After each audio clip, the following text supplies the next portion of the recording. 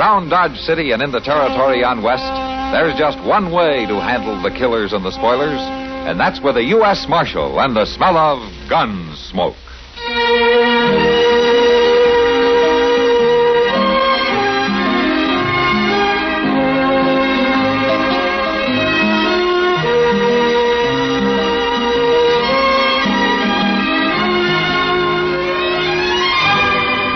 Gunsmoke, starring William Conrad.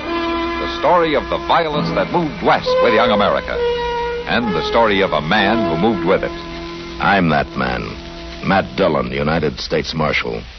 The first man they look for and the last they want to meet. It's a chancy job, and it makes a man watchful. And a little lonely.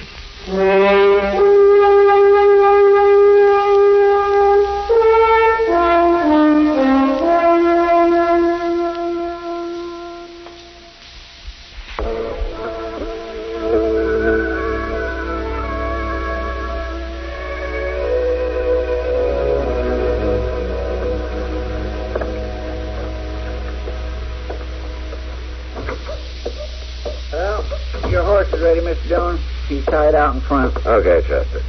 And the papers for Jake Worth? Uh-huh. I still don't see why you got to ride clean out there just for him to sign them. Can't he do it next time he comes to town? Now, these are land rights papers, Chester. Government stuff. Jake's not doing me any favor by signing them. Well, when will I expect you back, Mr. Dillon? Not tomorrow evening, probably, unless Jake isn't at home when I get there. It might take longer. I don't know.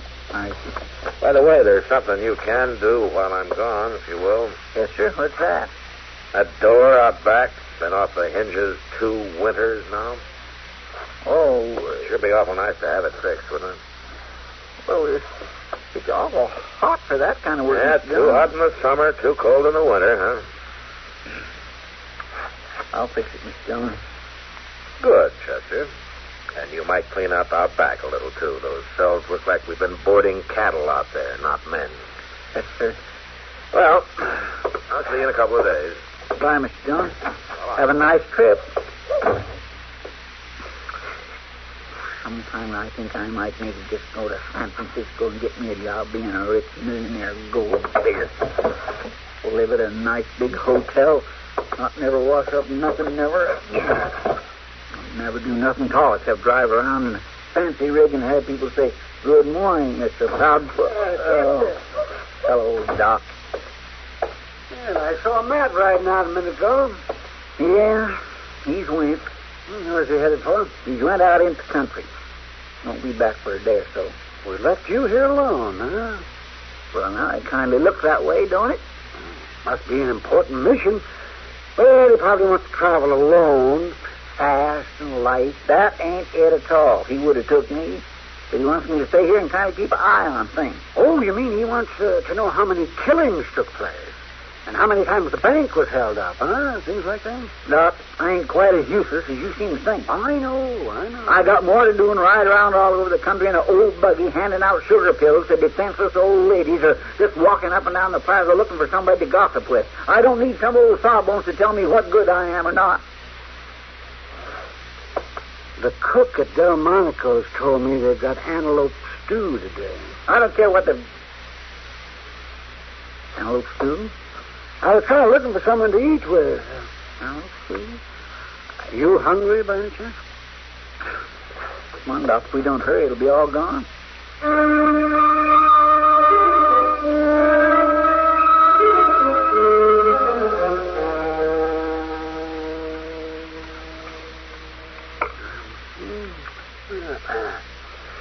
Oh, sure you don't want some more stew? Well, no, thank you, Doc. I just couldn't. Can't fly on one wing, you know. Well, maybe you're right. Spoon out just a little dab more, please. Yeah, all right. Sure. There you are. Thank you.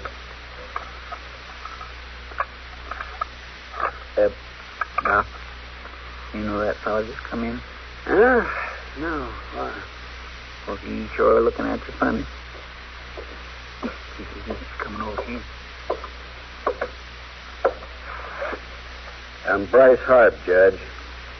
What? I said my name's Bryce Harp. You remember me. Well, no, I'm sorry, I don't.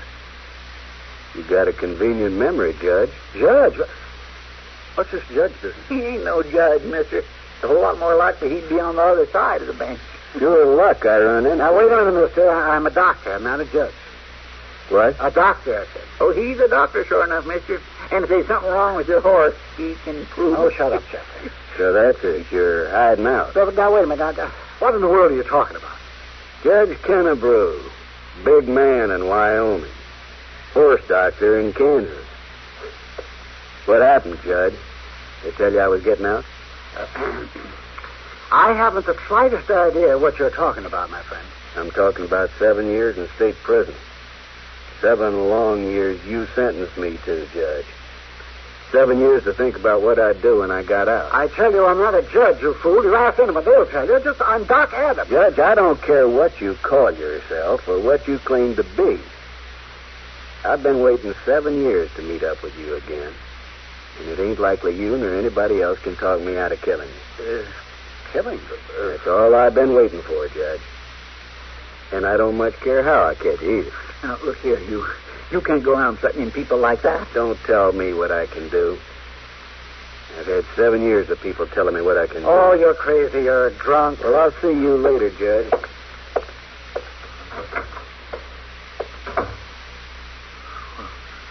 I'll be doggone. Well, I've been called a lot of things in my life, but never a judge. He said he was going to kill you, Doc. Oh, they mistook me for someone else. Judge, someone or other. You'll find out the truth soon enough. Oh, yeah, but he thinks you're just covering up with this doctor business. No, I don't think there's too much to worry about, Chester. This Bryce Harp is just another pilgrim gone off balance with a hard life out here.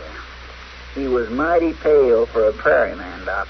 Hey, prison palace? Oh, no, Doc, I don't think you should ought to take this so light. Maybe seriouser than you think. Nah, Chester, I know a thing or two about people. Harp's just a little off balance. I probably won't remember a thing about this by nightfall. Yeah. Maybe, but I ain't so sure. Oh, now, look. He wasn't wearing a gun, was he? Well, no. Come to think of it, he wasn't. There you are, you see. The man comes busting in here saying he's going to kill me. He's making threats, and he isn't even armed. Now, just stop threatening. Eat your stew. Go ahead. Okay, Doc.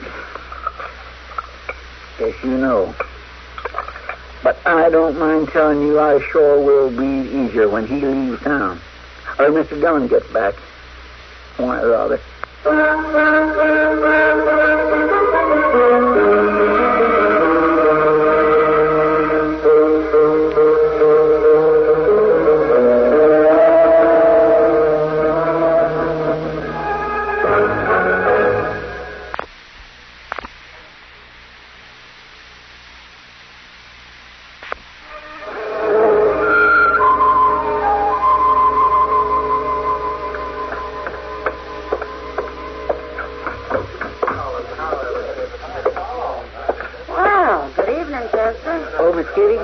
Are you drinking tonight? Oh, might as well, Jeff.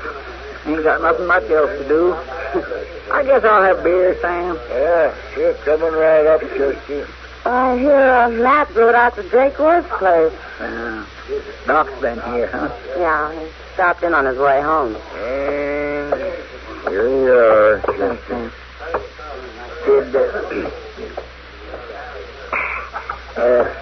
Did Doc tell you about being mistook for a judge? Yeah, having his life threatened? That man must be crazy. Doc says he's harmless. He don't even carry a gun. Well, it's a good thing. Fancy Doc as a judge. I sure would hate to come up before him if he was. If he got through chewing on you, there wouldn't be enough left to send to jail. Oh, no, he's not that bad. You don't know him like I do. Give me a beer, barkeep. That's him. That's Bryce Harp right there. Well, he doesn't look like any tiger to me. Maybe not, but he's still kind of hard to figure out. Hey, you need that whole bar to drink that miserable glass of beer? Huh? You need the whole saloon to show off in? Huh? What's that? You heard me, mister. Don't believe it. You just ain't got enough blood in you to stand there and talk like that. You're wearing a gun. And I'm going to use it to split your head in two. Hold it right there. Oh. Did you see that? He said he didn't have a gun. Hey, just take it easy, mister. Get out of here. Fast. Sure. Sure, I'm for it. Forevermore. Well, I was sure wrong. That man's quite a tiger after all. Why, the way he run Bob Forrest out of here. Well, I guess he ain't as harmless as Doc thought. That man is a real menace. Chester, how soon did you say Matt would be back? Tomorrow night, he said. And from the looks of things, that may be too late. It sure might. Miss Kitty, you said Doc was on his way home when he come by here? Why? What are you going to do? Well, I better find him and tell him about all this. Maybe you'd better do more than that. Like what? Well, I don't know, but if he's really after Doc, it's no joke. Yeah, I know. Look, Miss Kitty, do you suppose you could keep Harte here for a while? Just keep an eye on him like... Well, I could give him a drink or two in the house. Yeah, you do that. And I'll see you later. I'm going over to Doc's. You got a plan? Well, not yet, but I'll think of something.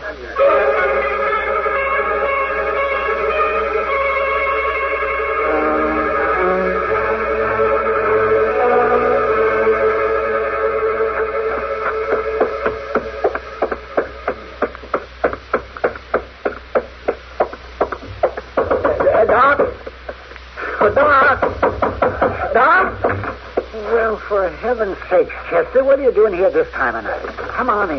Doc, as a matter of fact, I'm glad you came. I was looking over some unpaid bills here. Doc. Your name is pretty prompt. Never mind that now. Never mind it. Chester, you've owed me way back. Doc, you ain't going to live long enough to collect it if you don't listen to me. Oh, all right, what are you talking about? It's Bryce Harp, Doc. I just seen him in action over at the Long Branch. In action? Well, he didn't kill nobody, but he's got a gun, and he's awful professional with it. But he run Bob Forrest out of that saloon like he was a schoolboy in a pumpkin patch. He ran that bully out, huh? He sure did. And, Doc, I think he aims to come here and kill you, and ain't no two ways about it. Oh, Chester, I told you the man's off balance. That's the whole trouble, Doc. If he was an ordinary man, just a plain gunman, it wouldn't be so bad, but he ain't. And right or wrong, he's got a grudge against you, and, well, doggone it, I can't just sit by and let him come murder you. Well, now, wait just a minute. Now, you really think he means business? No, I know he does, Doc. I know it sure as I'm breathing. Well, all right, yes. I'll start carrying a gun. Doc, how long since you fired that old wreck of a gun? Well, I'm not too sure I ever fired it. Then you just be plain foolish to start toting it now. It'll probably blow up anyway. Well, for heaven's sakes, what do you want me to do? Look, Doc, was you going out any horse tonight? Well, I don't generally stay cooped up in here for very long. Will you stay in tonight? Don't you budge out of here. Now, I got the idea, Doc, and it might maybe just work. I'll be back in a little bit. In the meantime, you keep that door locked tight, and don't you open it to nobody at all. You hear? Hey, you mind what I say now? No, you lock this door, Doc. I'll be back after a bit. Chester. Whatever it is, he has in mind. I might as well go along. Lock the door. Now, I'll say one thing. Now he's got the bit in his teeth. He's really running.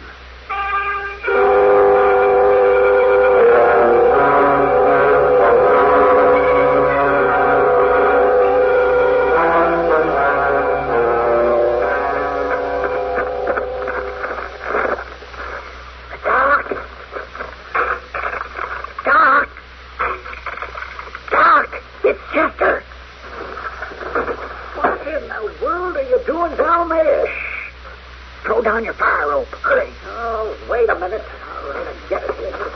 There. Well, now what? I'm coming up. You break your whole neck. Don't worry. Here it comes. Keep coming. You'll make it. Just easy. Just kind of watch it. Watch it. Ah, there. Oh, well, now I know why the next day. Now, will you please tell me what you're climbing in my back window for in the middle of the night? I had to come the back way, Doc. Bryce Harp's down the street out in front, huh? I was on the way here, and I seen him. That's why I come in the back way, so he wouldn't see me. What's Harp doing down the street? Waiting for his chance to kill you. Hey, you know, I've been thinking, if he was really out to kill me, he would have tried before now. Yeah, but he didn't know you was leaving town till just 2 minutes ago. Leaving town? Who? It's got to be now or never, the way he sees it. Well, what are you talking about? Look, when I left here, I went back over at the Long Branch, and I Kind of spread the word around that you were taking the early stage to St. Louis. St. Louis? What Harp thinks you're up here packing, right? Oh, well, oh, fine. Yeah, that's just fine. If Harp really is serious about killing me, you set me up like a bird in a turkey shoot. Yeah, I guess I have it done. What would you want to tell him a fool thing like that for? Because I figure if he's going to try to kill you, it's better to know when and where he's going to try it. It's a lot better than just sitting around waiting for him to shoot you in the back. What are you fiddling with those curtains for? So he'll know for sure you're up here and moving around. You're just trying to make sure I get my head blown off, aren't you? Doc, he can try to shoot you from down there in the street. It'd be too easy to miss. Oh, that's a fine theory. Is your front door still locked? Yeah, yes, it is. And give me the key. What? Give me the key. Oh, Here. Why did you unlock it? How in the world is Harp going to get in here if the door's locked? If he comes in that door, we're just as good as dead. We're right in the line of fire. Of course we are, Doc, but so is he. You better get yourself a comfortable seat. We may have us a long way.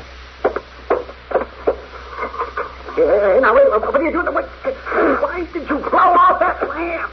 So with the lamp out, you may think you've went to bed.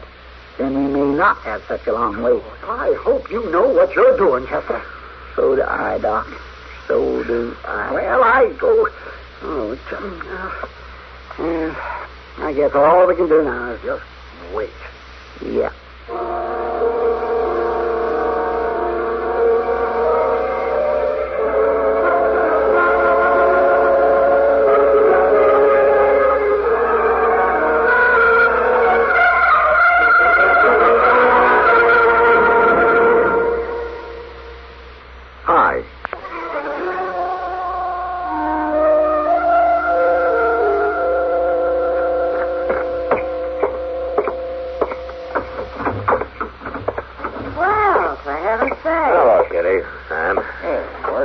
Thought you weren't coming back till tomorrow. I ran into Jake Worth at the Benson place. Saved me a day's ride. You closed for the night? Oh, yeah. But we can always find a drink for a good customer. It'd help cut the dust, all right. Beer or whiskey? A little coffee, I think. We got some. Bring it over the table, will you, Sam? Sure, Miss Kitty.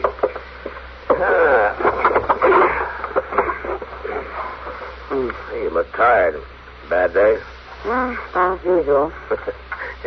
Think about how rich you're getting. No, sure. There you are, Marshal. Yeah, thanks, Sam. It's hot. Matt, did you stop by the office? No, I just rode in. Why? And you didn't see Chester? No. Why, is something wrong? Well, Chester's got in his mind that some fellow's going to try to kill Doc. Kill Doc? Yeah. Well, what fellow? I don't know him. He just rode into town. Have you seen him? Yeah, he was in here earlier this evening before we closed up. I'll say one thing. He's handy with a gun. Well, so are half the cowboys in Dodge. Well, yeah. You know Chester, Kitty. He gets the feeling his responsibility if I'm away. He sees something suspicious in every shadow. Well, that may be, but as I get the story, this man thinks Doc is some judge up in Wyoming who put him in prison, and he's going to kill him. Well, where's Chester now? I haven't seen him in a couple of hours. Kitty, this man that's after Doc, do you know his name? Harte, Chester said it was. Bryce Harp. Bryce Harp. Kitty, I'll see you later.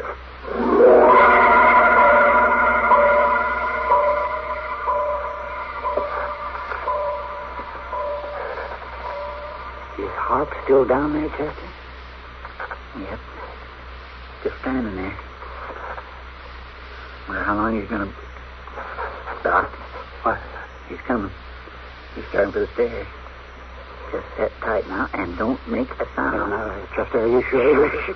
He'll be there in a minute.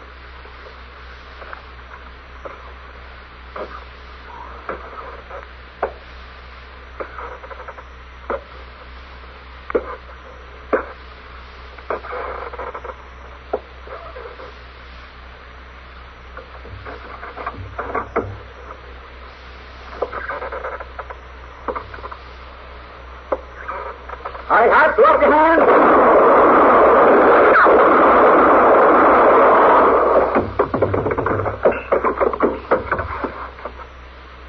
Chester, you all right? Yeah, I think so. Get that lamp lit.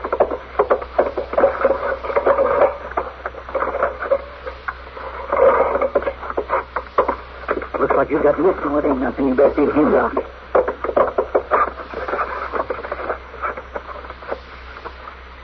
Well, he's still alive, but just barely.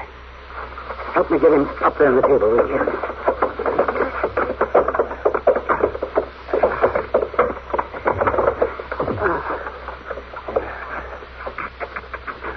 How is he, Doc? Reckon you'll make it?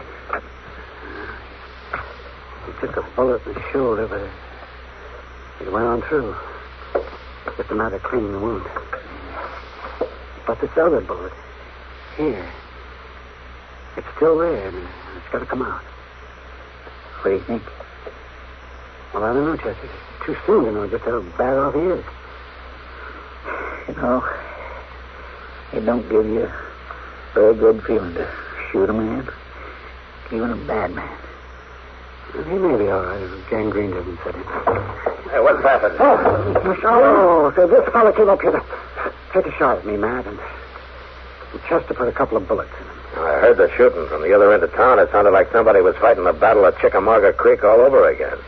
Chester got nicked in the bargain. You all right, Chester? Yes, sir. I can tell you one thing, Matt. I'm mighty glad you got back. I swear I've aged a year since yesterday. Well, from the looks of things, you two got along pretty well without me. Well, it's a terrible thing, man. A man getting shot up like that. I wouldn't feel too sorry for Bryce Harp, Doc. Well, you know him? If Chester hadn't stopped him, Harp might have killed you. Well, who is he, Mr. Dillon? I've never seen him before, but I know his reputation, and I've seen his picture. He killed 3 men in a gunfight in Wyoming. He got off with 10 years and broke out after 7 of them. Killed 2 guards. Well, there's nothing more I can do here. I think I'll go on home. You do that. I'll go along too, Doc. Yeah, I've got work to do. You two go on. Get out of here. Yeah, I'll see you tomorrow, Doc. Oh, Chester. Yeah?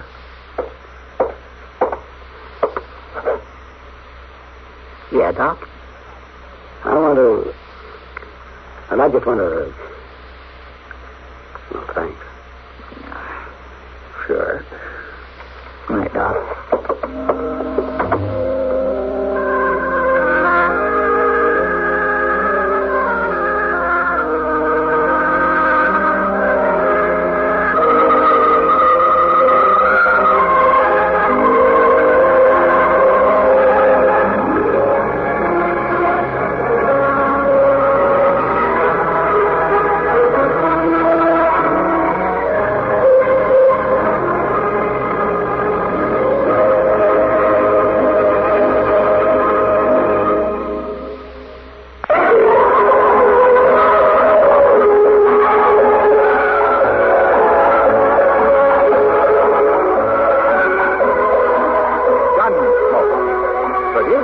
In Hollywood by Norman Macdonnell, stars William Conrad as Matt Dillon, U.S. Marshal. The story was specially written for Gunsmoke by John Meston and adapted by Mr. Macdonnell. Featured in the cast were Harry Bartell and James Messer. Harley Bear is Chester, Howard McNear is Doc, and Georgia Ellis is Kitty. This is George Walsh inviting you to join us again next week when CBS Radio presents another story on Gunsmoke.